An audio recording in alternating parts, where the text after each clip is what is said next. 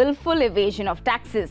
Now, since then, as many as 71 online gaming companies, including Gamescraft, Delta Corp and the like, have received tax notices to the tune of 1.12 lakh crore rupees in total dues, with some demands surpassing even the company's annual turnover, if that is calculated at 28% of the face value of the bets. Unfortunately, the industry has been crying hoarse as it has not collected this GST from the consumer in order to meet this 1.12 lakh crore demand.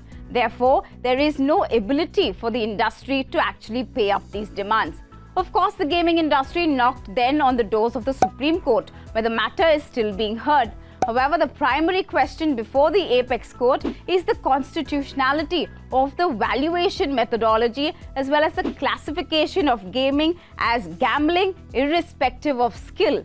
Now, the industry concern remains that the high demand notices will then result into the startup gaming companies having to go on to file for bankruptcy. So while gaming companies have to shell out these big bucks, the government's revenues through GST from online gaming has increased five-fold since October 2023 when the new rules became applicable. Picture this. Earlier, the GST from online gaming was approximately 200 crore rupees per month, which has now gone up quite substantially to 1,100 crore per month. In the October-December quarter of 2023, GST from online gaming touched 3,470 crore rupees, more than five-fold jump from the 605 crore that was collected the previous quarter.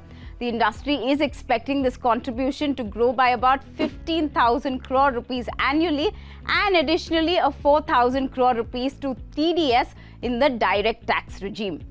Another demand that is being pushed by the gaming industry is the proposal that GST be computed on the gross gaming revenue or GGR instead of the full face value as is being done currently.